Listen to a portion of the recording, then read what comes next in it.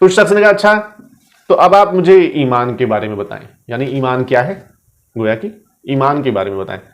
قال، اللہ کے رسول صلی اللہ علیہ وسلم نے فرمایا ان تؤمن باللہ وملائکتہ وکتبہ ورسلہ والیوم الآخر وتؤمن بالقدر خیرہ وشرہ۔ اللہ کے رسول صلی اللہ علیہ وسلم نے فرمایا ایمان کیا ہے، پوچھا انہوں نے کہ تم اللہ پر ایمان لاؤ اور اس کے فرشتوں پر ایمان لاؤ اور کتابوں پر اور رسولوں پر اور آخرت کے دن پر، آخری دن پر، اور ایمان لاؤ تم تقدیر پر، اچھی اور بری۔ انہوں نے پوچھا کہ ایمان کیا ہے۔ اب ایمان، اللہ کے رسول صلی اللہ علیہ وسلم نے اس کا جواب یہ دیا، علماء نے لکھا ہے کہ ایمان کے بارے میں پوچھا ہے تو ایمان کا مطلب تو یہ ہوتا ہے کہ کسی چیز کو سچا جاننا اور اس کو ماننا، اس کو یقین بھی کرنا، یہ ایمان ہے۔ اور یہ کام دل کا ہوتا ہے، یعنی دل، عقل، ذہن، یہ چیزیں کسی چیز کو، کیونکہ ماننے اور جاننے کا کام ہاتھوں پیروں سے نہیں آتا، بولے دل و دماغ سے ہوتا ہے، دل سے ہوتا ہے۔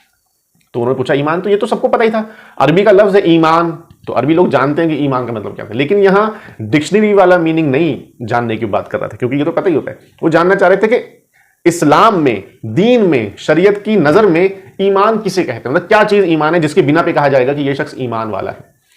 تو اللہ کے رسول صلی اللہ علیہ وسلم سوال کا منشا سمجھ رہے ہیں، کیونکہ ایک عقل مند انسان جانتا ہے کہ سوال کرنے کا مقصد کیا ہے۔ تو اللہ کے رسول صلی اللہ علیہ وسلم نے اسی کے مطابق، اسی کے حساب سے ان کو جواب دیا کہ بھائی ایمان تو یہ ہے کہ اللہ کو مانو، یعنی اللہ ہے، اللہ کا وجود، اللہ کا ایگزسٹنس، پھر اللہ کے حکموں کو ماننے کا جذبہ، یہ سب دل میں ہونا چاہیے اور اسے یقین بھی ہو اس چیز پہ کہ ہاں ایسا ہی ہے۔ بہت سی مرتبہ ایسا ہوتا ہے انسان جانتا تو ہے۔ ابھی ہمارے پاس کل ایک آدمی آئے تھے تو وہ بول رہے تھے کہ جو ہے غیر مسلم تھے کہ میں یہ سب چیزیں مانتا ہوں کہ ہاں مطلب قرآن اور اللہ مانتا ہوں، کا مطلب ان کا مطلب ہے کہ میں ان کو ٹھیک سمجھتا ہوں، لیکن ماننا اور چیز ہے کہ اسے سچ جانتا تو ہی ہوں، ساتھ میں اس کو مانتا بھی ہوں۔ اس چیز کو جو ہے شریعت کی اصطلاح میں، شریعت کی ٹرمینالوجی میں اس کو ایمان بولتے ہیں۔ تب کہا جاتا ہے کہ انسان مومن ہو گیا، ایمان والا ہو گیا، بلیور ہو گیا۔ تو اللہ کے رسول صلی اللہ علیہ وسلم نے کیا فرمایا کہ تم اللہ پر ایمان لاؤ، اس کے فرشتوں پر، یعنی اللہ کے فرشتوں پر ایمان لاؤ۔ اس کا مطلب کیا ہے؟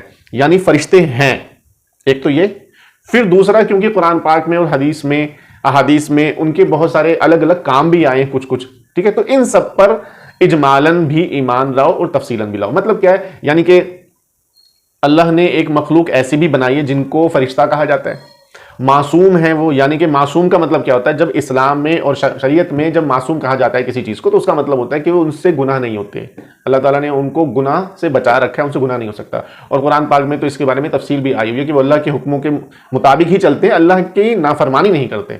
تو ایک تو یہ چیز ہوئی، وکتبہ، اور اس کی کتابوں پر، یعنی اللہ کی کتابوں پر بھی ایمان لاؤ۔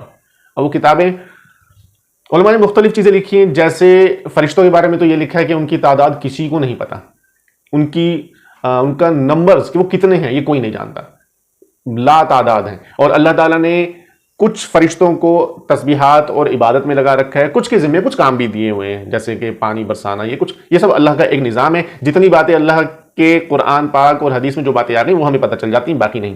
اچھا، اسی ڈھنگ سے کچھ اللہ نے کتابیں اتاری ہیں، کتابوں کو نازل فرمایا ہے، جیسے کہ اس میں تورات ہے، زبور ہے، انجیل ہے، خود قرآن مقدس ہے، قرآن پاک۔ تو ان سب پر ایمان لے کر آنا ہے۔ ان سب پر ایمان لے کر آنے کا مطلب کیا ہے؟ ان سب پر ایمان لے کے آنے کا مطلب یہ کہ اللہ تعالیٰ نے نبیوں پر اور رسولوں پر کچھ کتابیں اتاری ہیں، اور جو کتابیں وہ اتاری تھی، جو باتیں اس میں تھی، وہ سب حق ہے، سچ ہے، اللہ کی طرف سے۔ اب وہ اصلی فارم میں نہیں ہے، کیونکہ لوگوں نے اس میں جو بھی رد و بدل تھا وہ کیا، اور ویسے بھی ہر دور اور ہر علاقے کا کچھ حکم پہلے الگ ہوا کرتے تھے، اور آخری دور کے لیے جو زمانہ چل رہا ہے اس میں قرآن پاک ہی آخری کتاب ہے، اور اس نے پہلے کی ساری جو شریعتیں تھیں، جو حکم تھے، ان کو منسوخ کر لیا ہے۔ تو یہ ہے وہ ایمان۔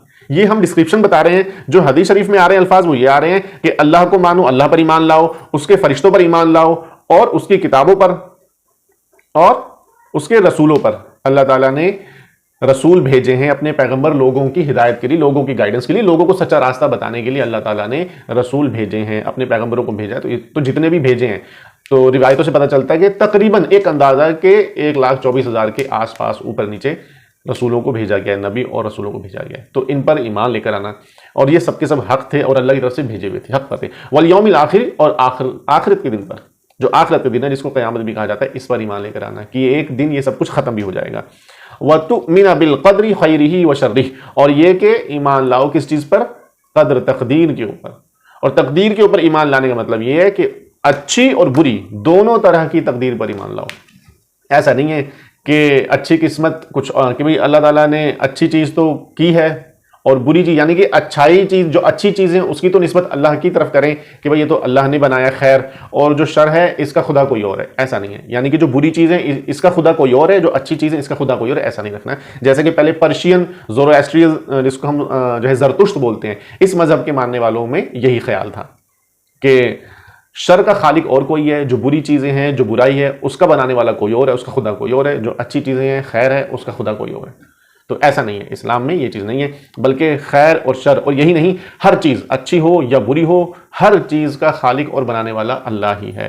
تو اس کو ماننا، اس میں دو باتیں آ گئی ہیں، اچھی اور بری، جو بھی تقدیر ہے وہ اللہ کی طرف سے ہے، ساتھ میں تقدیر کی بات بھی آ گئی. یہ اس سوال کا جو اصل جو ٹکڑا ہے جواب کا، جو اصل جو سوال تھا کہ جی تقدیر کا کچھ لوگ انکار کر رہے ہیں، اس کی دلیل میں حضرت عبداللہ ابن عمر رضی اللہ عنہ اس حدیث کو لے کر آئے ہیں. یہاں وہ بات آئی ہے کہ دیکھو، اس کو ایمان کے سوال کے جواب میں اللہ کے رسول صلی اللہ علیہ وسلم نے فرمایا ہے کہ تقدیر پر ایمان لاؤ، یعنی وہ چیزیں ہیں جن پر ایمان لایا جائے گا. سوال تو یہ تھا کہ ایمان کیا ہے، لیکن اللہ کے رسول صلی اللہ علیہ وسلم نے وہ باتیں بتائیں جن کے اوپر ایمان لے کر آنا ہے، اس میں تقدیر ہے.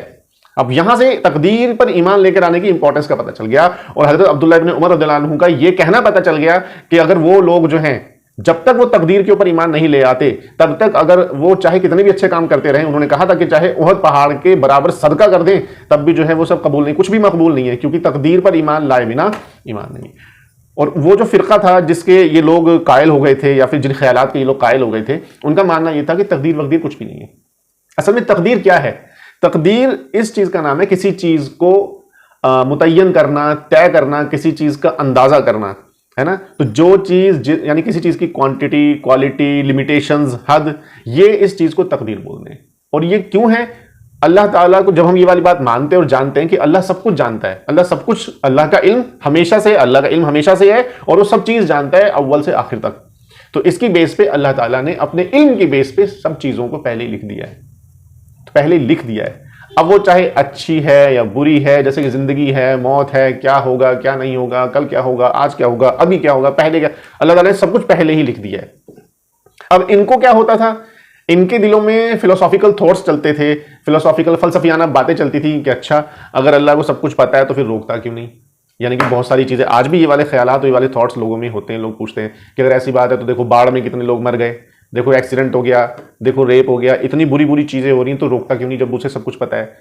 اور دوسرا تھاٹ کیا آتا ہے کہ جو ہے کہ اگر سب اسی نے طے کیا ہوا ہے تو پھر اس کا مطلب جو بری چیزیں ہو رہی ہیں وہ بھی سب اسی نے کی ہوئی ہے. یہ الٹے سیدھے جب خیالات انسان کے دلوں میں آتے ہیں، یا جو نظریات اور ویو پوائنٹس جو ہیں یہ جب سامنے آتے ہیں، تو کچھ اپولوجسٹ کہ جو اسلام کو ڈیفینڈ کرنے کے چکر میں ہی اسلام کا نقصان کر جاتے ہیں، وہ سامنے آتے ہیں. جیسے یہ لوگ آئے تھے، اپنی نظر میں یہ لوگ اسلام کو ڈیفینڈ کر رہے تھے کہ نہیں تقدیر وقدیر کوئی چیز نہیں، کوئی چیز پہلے سے طے نہیں ہے، جو بھی ہو رہا ہے سب ابھی بھی ہو رہا ہے، جبکہ تقدیر ہے.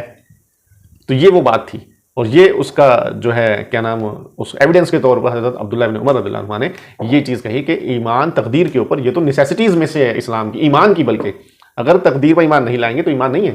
تو اس سے یہ بھی پتہ چل رہا ہے کہ صرف اتنا بول دینا کہ مطلب اتنا کہ میں ایمان لے آیا، یا پھر صرف اللہ کو مان لیا. اب اس ٹائم یہ بھی ایک چیز ہو رہی ہے ماڈرن ٹائمز میں کہ نہیں ہم جن کو نہیں مانتے، جن نہیں ہیں اور فرشتے نہیں ہیں، کیونکہ کس نے دیکھا ہے. تو ایسی کوئی بات نہیں ہے.